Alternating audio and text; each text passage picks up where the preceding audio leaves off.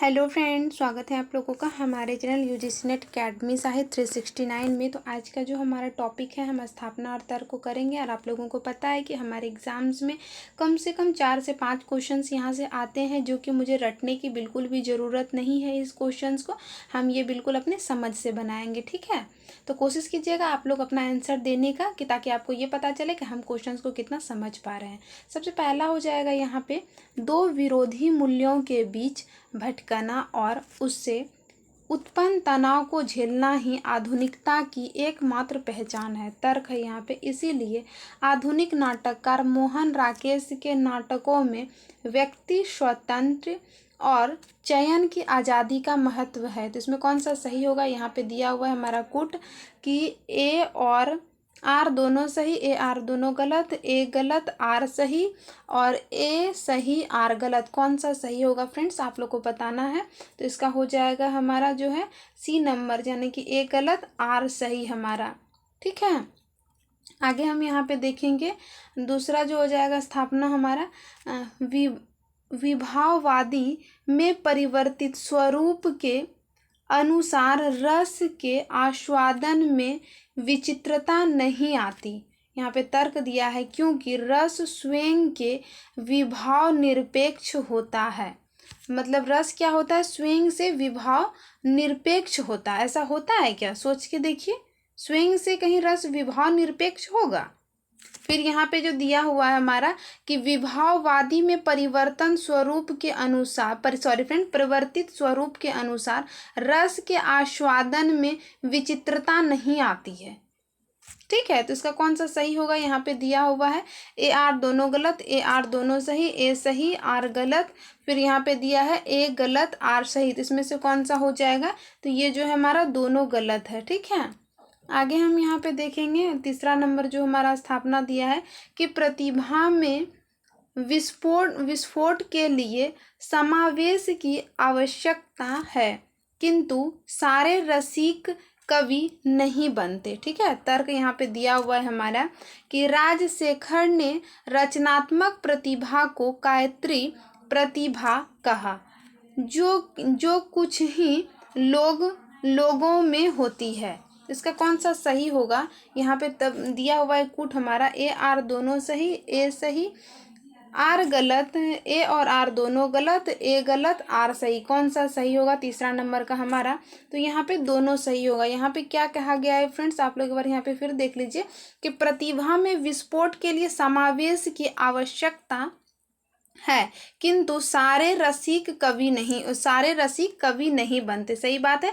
फिर यहाँ पे बोल रहा है कि राजशेखर ने रचनात्मक प्रतिभा को गायत्री प्रतिभा कहा। तो यहाँ पे ये क्वेश्चन भी यहाँ पे बन सकता है कि रचनात्मक प्रतिभा को गायत्री प्रतिभा किसने कहा? तो यहाँ पे आ जाएंगे राजशेखर। तो उस अकॉर्डिंग से भी ये क्वेश्चन हमारा बन सकता है, ठीक है। तो इसका आंसर जो होगा हमारा तीसरा नंबर का हो जाएगा ए दोनों सही है।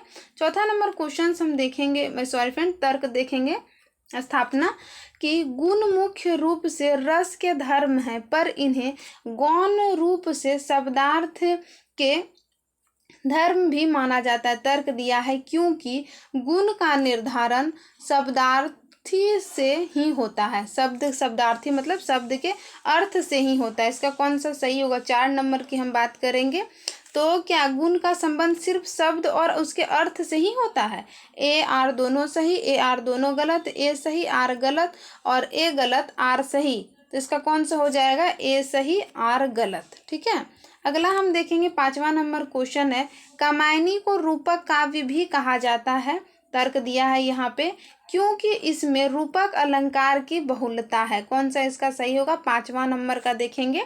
कामायनी को रूपक काव्य कहा जाता है और यहाँ पे रूपक की बहुलता ये पूछा गया। ए आर दोनों सही, ए सही आर गलत, ए गलत आर सही, ए और आर दोनों गलत। कौन सा सही होगा फ्रेंड्स? 5 नंबर का आंसर हो जाएगा हमारा ए सही है, आर गलत। रूपक का भी तो कहा जाता है, लेकिन सिर्फ रूपक की इसमें बहुलता नहीं है, ठीक है। आगे देखेंगे हम 6 नंबर क्वेश्चन। यहाँ पे दिया हुआ स्थापना कि काव्येषु नाटक रम्यम, ठीक है। तो इस तर्क दिया है यहाँ पे क्योंकि इसमें काव्य के साथ साथ सभी ललित कलाकारों सॉरी फ्रेंड, सभी ललित कलाओं का समन्वय होता है। तो कौन सा इसका, यहाँ पे नीचे में इसका तर्क दिया हुआ है, यहाँ पे कौन सा इसका सही होगा। यहाँ पे दिया है ए सही आर गलत, यहाँ पे ए आर दोनों गलत, दोनों सही, फिर यहाँ पे दिया है ए गलत आर सही। कौन सा होगा हमारे 6 नंबर का आंसर, तो हो जाएगा दोनों सही। ठीक है, आगे हम फिर देखेंगे 7वां नंबर क्वेश्चन है हमारा। 7वां नंबर तय स्थापना यहाँ पे दिया है कि काव्यानुभूति का मूल आधार लोकानुभूति होती है। ठीक है, यानी कि काव्य की जो अनुभूति होती है वो लोक की अनुभूति होती है, क्योंकि केवल लोक जीवन का यथार्थ ही उसके ज्ञान और भाव क्षेत्र का विस्तार करता है, कल्पना नहीं। ए सही है आर गलत है, ए गलत है आर सही है, ए आर दोनों गलत है, दोनों सही है। कौन सा सही होगा हमारा 7 नंबर की बात करेंगे तो यहाँ पे जो हो जाएगा 7 नंबर में हमारा ए सही है आर गलत है। यहाँ पे आप एक बार देख सकते हैं कि यहाँ क्या बोल रहा है कि काव्यानुभूति का मूल आधार जो है लोकोनुभूति भी है। फिर यहाँ क्योंकि केवल आ गया, यहाँ पे केवल लोक जीवन का यथार्थ ही उसके ज्ञान और भाव क्षेत्र में विस्तार करता है, कल्पना नहीं। जरूरी थोड़ी ना है कि हमारे काव्य में सिर्फ लोक जीवन का कल्पना नहीं होता है, बिल्कुल होता है, इसलिए गलत है। ठीक है, अगला देखेंगे हम 8 नंबर क्वेश्चन। केवल सुंदरता ही कविता का लक्ष्य और उसका एकमात्र नियम है और सौंदर्य की अनंत काल तक कविता में गूंजता है। ठीक है, तर्क दिया है क्योंकि सत्य और शिव कविता कामिनी के सौंदर्य वर्धन के लिए ना तो उतने उपयोगी हैं ना ही कालजयी। कौन सा इसमें सही होगा, तो 8 नंबर का आंसर हो जाएगा हमारा ए सही आर गलत, ए आर दोनों सही, ए गलत आर सही, फिर यहाँ पे आ जाएगा ए आर दोनों गलत। तो 8 नंबर का हमारा जो हो जाएगा फ्रेंड्स ए सही है आर गलत है। ठीक है, 9 नंबर देखेंगे हम। यहाँ पे स्थापना है कि आधुनिक मनुष्य को इतिहास और समय के नियम कानूनों का जितना ज्ञान है उतना पहले किसी युग में प्राप्त नहीं था। तर्क है क्योंकि मध्यकालीन संस्कृति में धर्म का जो केंद्र स्थान था उसने धीरे धीरे पीछे हटते हुए अपनी जगह इतिहास को समर्पित कर दिया। ठीक है, तो इसका कौन सा सही होगा यहाँ पे देखना है कुट। ए सही है आर गलत है, ए गलत है आर सही है, दोनों सही है, यहाँ पे दोनों गलत है, यहाँ पे दोनों सही है। कौन सा सही होगा हमारा 9 नंबर का जो हो जाएगा, दोनों सही है। ठीक है, यहाँ पे क्या बोल रहा है कि आधुनिक मनुष्य जो है इतिहास और समय के नियम कानून से जितना ज्ञान है उतना पहले नहीं था। ठीक है, जितना पहले नहीं था, ये बात तो बिल्कुल सही है। ठीक है, 10वां नंबर हम क्वेश्चन देखेंगे कि साहित्य सृजन का एक आधार सामूहिक अचेतन को माना गया है, इसी क्योंकि कविता मूलतः सामूहिक वाचन के लिए ही होती है। क्या कविता मूलतः सामूहिक वाचन के लिए होती है, तो यहाँ पे हो जाएगा ए दोनों यहाँ पे दिया हुआ है सही है, यहाँ पे एक सही एक गलत है, यहाँ पे दिया है ए गलत आर सही, फिर यहाँ पे दिया है, तो कौन सा सही होगा इसमें, तो हो जाएगा ए सही है आर गलत है। ठीक है, अगला देखेंगे हम 11 नंबर क्वेश्चन है हमारा कि आधुनिकता परंपरा का विलोम नहीं क्योंकि यह प्राचीन और नवीन के द्वंद्व का परिणाम है।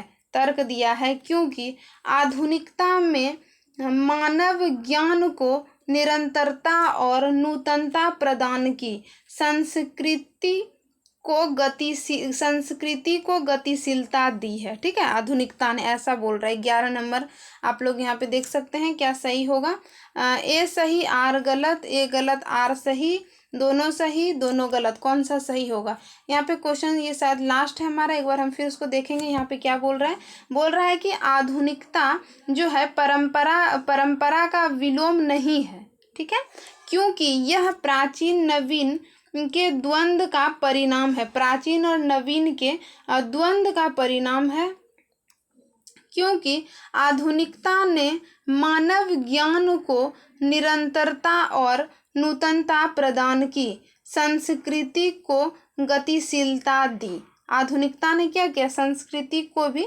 गतिशीलता दी। इसमें से कौन सा सही होगा, मुझे तो इसमें थोड़ा डाउट हो रहा है फ्रेंड्स, बट मैं सी के साथ जा रही हूँ और आप लोग देखिएगा इसका कौन सा सही होगा। आप लोग कमेंट बॉक्स में दे सकते हैं, क्योंकि यहाँ पे जो बोल रहा है कि आधुनिकता परंपरा का विलोम नहीं है, ठीक है, क्योंकि यह प्राचीन और नवीन के बीच द्वंद्व का परिणाम है। ये थोड़ा सा हमको यहाँ पे कंफ्यूजन लग रहा है, इसीलिए वैसे जो आप लोग को भी सही लगे आप लोग कमेंट बॉक्स में दे दीजिएगा। मिलते हैं किसी नेक्स्ट वीडियो में। ये वीडियो आप लोग के एग्जाम के लिए यूजफुल रहेंगे, तो वीडियो के साथ बने रहने के लिए बहुत बहुत धन्यवाद। मिलते हैं नेक्स्ट वीडियो में। Thank you so much.